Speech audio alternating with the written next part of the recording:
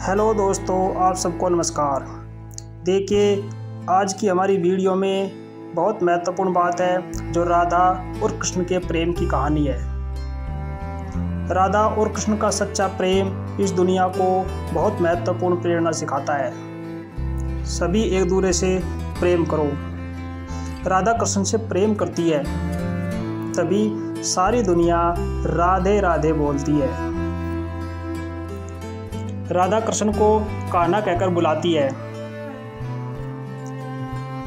एक बार जब स्वर्ग में बैठे हुए भगवान से राधा ने कुछ सवाल पूछे, सवाल कुछ तीखे थे, कड़वे थे, तो भगवान ने उनका अच्छा जवाब दिया। अब जब कृष्ण जी आते हैं तो राधा जी उनको द्वारिकाधीश कहकर पुकारती है। कृष्ण बोले, मैं तुम्हारे लिए आज भी कान्हा हूँ, क्योंकि मैं सदा तुम्हारे दिल में रहता हूँ। कृष्ण की आंखों से आंसू आते हैं। राधा प्रसन्न मुद्रा में रहती है, राधा की आंखों से आंसू नहीं आते। राधा कहती है कि मैं आपसे इतना प्रेम करती हूँ कि मैं सोचती हूँ कहीं आंसुओं के साथ आप न निकल जाओ, इसलिए मैं कभी रोती नहीं, क्योंकि मेरे दिल में सदैव आप बसे हुए हैं।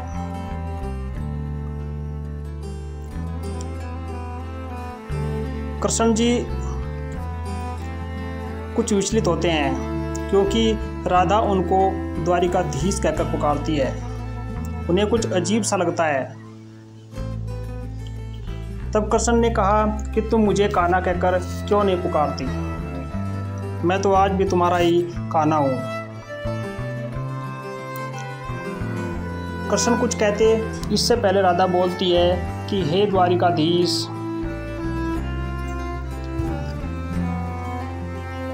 मैं तो हमेशा आपको कान्हा कहकर ही पुकारती थी।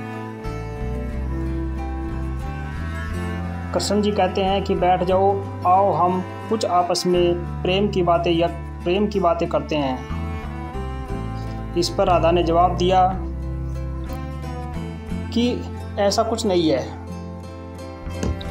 मैं सदैव तुमसे प्रेम करती रही, हमेशा आपकी याद में रही, इसलिए कभी मेरी आंखों में आंसू भी नहीं आए। कान्हा, मैं तुम्हें बताती हूँ, प्रेम से अलग होने पर तुमने क्या क्या खोया है। कान्हा, जब तुम प्रेम से जुड़े थे तो एक उंगली पर गोवर्धन पर्वत उठा करके तुमने लोगों को विनाश से बचाया था। एक उंगली पर चलने वाले सुदर्शन पर मैंने भरोसा किया, और 10 उंगलियों पर चलने वाली बांसुरी को आप भूल गए।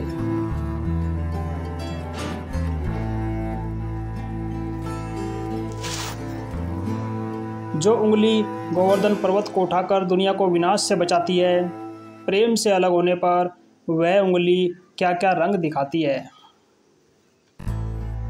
कान्हा और द्वारिकाधीश में क्या अंतर है? हे कृष्ण, ये बात सुनो।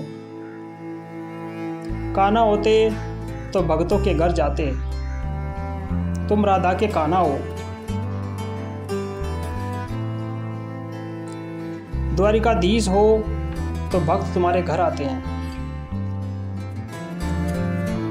हे कृष्ण, युद्ध और प्रेम में यही फर्क है। युद्ध में आप दूसरे को मिटाकर तब जीतते हैं, और प्रेम में आप स्वयं मिटकर अपने भक्त को जिताते हैं। प्रेम में डूबा इंसान दुखी तो रह सकता है, लेकिन किसी दूसरे को दुखी नहीं कर सकता। हे कृष्ण, मेरा आपसे एक प्रश्न है। जब महाभारत का युद्ध हुआ, तब आपने कौरवों को अपनी पूरी सेना सौंप दी, और आप स्वयं पांडवों की ओर रहे। आपने अर्जुन का रथ चला करके अर्जुन के द्वारा अपनी सेना को मरवाया। जबकि हे कान्हा, हे द्वारिकाधीश, जबकि राजा के लिए प्रजा पुत्र के समान होती है और वो सदैव उसकी रक्षा करता है।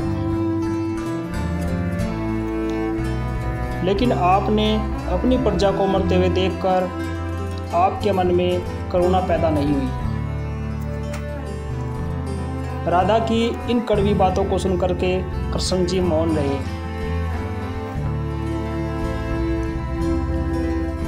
क्योंकि कृष्ण जी प्रेम की भाषा को समझते थे। वे सभी प्रश्नों को उत्तर दे सकते थे, लेकिन कृष्ण जी मौन रहे। क्योंकि एक उंगली से सुदर्शन चक्र चला करके उन्होंने संसार में बुराई का विनाश किया। उसी एक उंगली पर गोवर्धन पर्वत उठा करके दुनिया को विनाश से बचाया। 10 उंगलियों से बांसुरी बजाकर पूरे संसार को सम्मोहित किया, प्रेम की माला में बांधा। राधा कहती है कि आज भी धरती पर आकर देखो, संसार में लोग तुम्हारे अंदर द्वारिका की छवि नहीं देखते,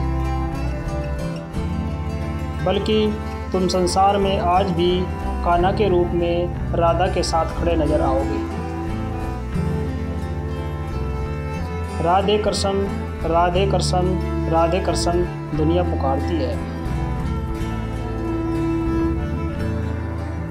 इस वीडियो में ये महत्वपूर्ण बात है प्रेम की, कृष्ण की और राधा की। इस वीडियो का मकसद है कि आप तक एक अच्छाई को, एक प्रेम तक पहुंचाना है। ये सभी बातें धार्मिक ग्रंथों पर आधारित हैं। आप ग्रंथ को पढ़िए, उनसे प्रेरणा लीजिए, ताकि आपका जीवन भी सफल हो। मिलते हैं ऐसे अच्छे विचारों के साथ अगली वीडियो में। जय श्री कृष्णा, राधे राधे।